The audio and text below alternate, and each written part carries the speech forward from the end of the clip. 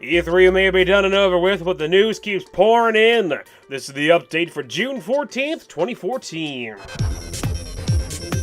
Update required. As many of you know, last week was the Electronic Entertainment Expo, also known as E3, where developers and publishers like Microsoft, EA, and Sony showed off many of their new and upcoming projects. One particular company, though, has been the talk of the town, and not really for good reason. Ubisoft, our friendly fictitious comfort manufacturer, has revealed their upcoming game Assassin's Creed Unity will not feature any playable female characters. Unity, which takes place during the French Revolution, will have the normal AC multiplayer replaced with new co-op missions.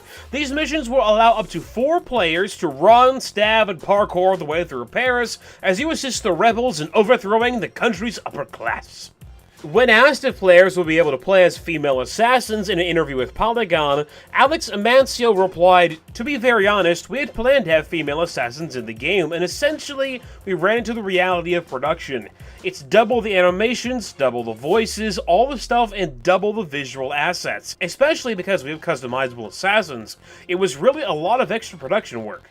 These comments brought up quite a lot of conversation within the gaming community, as players felt that not only was it non-inclusive to cut a female character, but it was completely wrong to treat a female character as a feature that even could be cut in the first place. The topic of women being underrepresented in video games is already something that has a lot of discussion.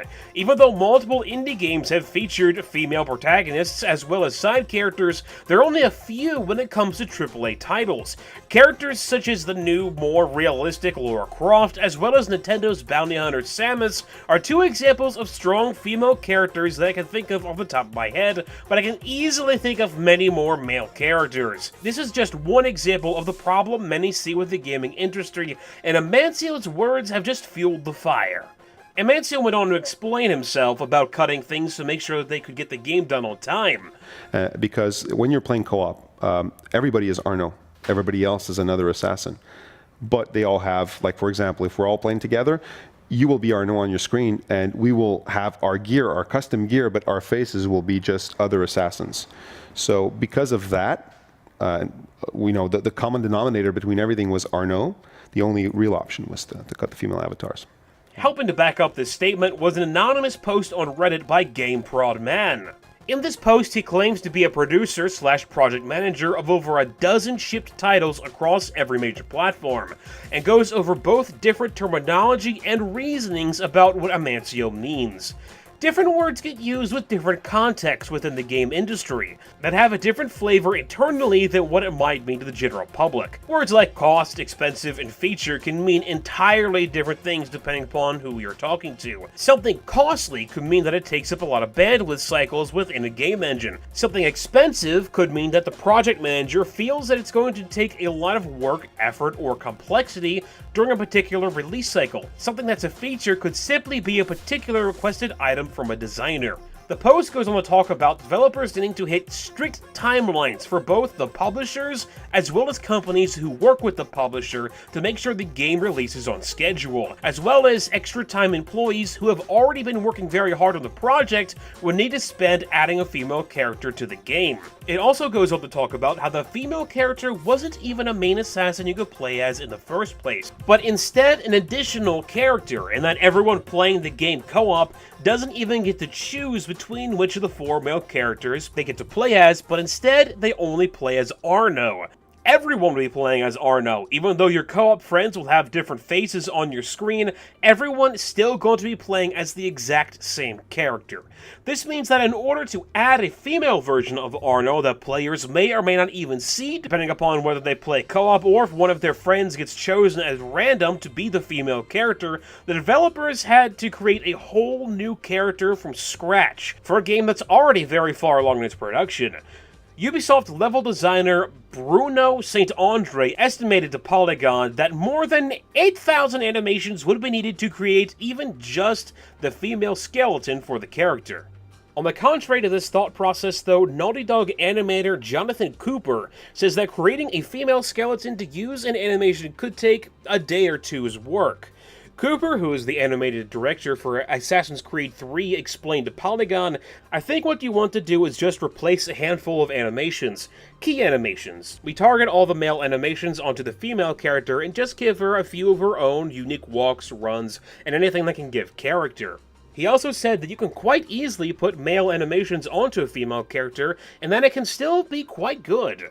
He went on to speak about how in Ubisoft's Vita title Assassin's Creed Liberation, animations from Assassin's Creed 3's protagonist Connor were also used for Liberation's female lead. The games are made in parallel pretty much. You're just taking Connor's animation set and replacing key animations. They do some really clever stuff there. For example, Connor uses a tomahawk during a fight, and they actually give her a weapon that's very similar, so all the animations would work with her without having to change them at all. He also went on about his previous work with Mass Effect 2, which used almost identical skeleton structures for both its male and female versions of Commander Shepard. It's something you have to consider when making a big game. You know not to do unique animations for every single character. It seems a bit strange to me for a game that's only going to be developed for next-gen consoles would have problems with something like this, considering Assassin's Creed 4, which was developed for both next-gen and last-gen systems, included female characters in its competitive multiplayer. It's really hard to figure out just how to take information like this, not being a person who's working on the game, nor someone who knows all the details of the decision that was made to not include female characters in Assassin's Creed 5's co-op. It seems like it was a decision made by someone high up who didn't think twice about it, nor about the fact that it could lead to so much fallout. Feel free to let me know what you guys think about it in the comments section below. Some strange news came from the LA Times about E3 this week as they published an article that headlined Nintendo debuts a white PS4 on June 12th. I wonder if Sony is aware about this interesting development, EA Chief Operating Officer Peter Moore tweeted about the article. While the error has been corrected on the LA Times website, it still didn't stop it from being printed and sent out to thousands of customers. We all make mistakes sometimes, and let's just remember, it's still not as bad as the Chicago Tribune printing the incorrect results of the 1948 election. Video games have become a huge thing here on YouTube, hence this show existing in the first place, but not many are aware of just how big they've gotten. According to TubeFinder reports, the top gaming channels are responsible for 3.5 billion views for the month of May 2014. That's nearly half of the 8 million views from the top 100 channels of the entirety of YouTube. Top contenders include IGN, which placed at number 11, Rooster Teeth, which is number 9, and PewDiePie at number 1, on both top 100 lists, which is really no real big surprise. It's just getting kind of ridiculous at how large these channels are getting, and how much they're worth these days. I remember that recently Disney shoveled out $500 million to buy Maker Studios' network, while companies like Warner Brothers are investing money into the Machinima network. When big media companies are realizing that YouTube is the next big thing, and it's happening now, I can't help but get a bit of a foreboding feeling about the direction that YouTube is headed. A good example is how Maker's Game_Jam reality series kind of blew up in its face a few months back. A show that was supposed to be about indie developers making games quickly turned into a big production product, pushing the devs to the point of leaving the show and costing the studio a huge chunk of change. But speaking of buyouts, Nordic Games has acquired the rights to THQ. As you may recall, THQ went belly up and filed for bankruptcy last year as its properties, such as Saints Row 4, were sold off to different companies. Nordic, publishers of games like Painkiller, Hell and Damnation, as well as the Raven series of point-and-click adventure games, has previously bought the rights to THQ properties such as Darksiders and Red Faction, as well as some dormant franchises like Destroy All Humans.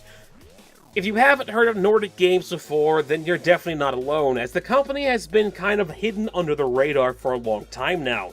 Because of this, Nordic plans to publish future titles under the THQ name, similar to how Infogamers became Atari in 2009. I, for one, am definitely glad to see that there's now even more of a chance for another Darksiders game, but I am a bit wary of the buyout. Nordic didn't do that great of a job of how it handled Farm 51's remake of Painkiller, as it pieced out parts of the original game as DLC content that had to be individually purchased separately from the main game.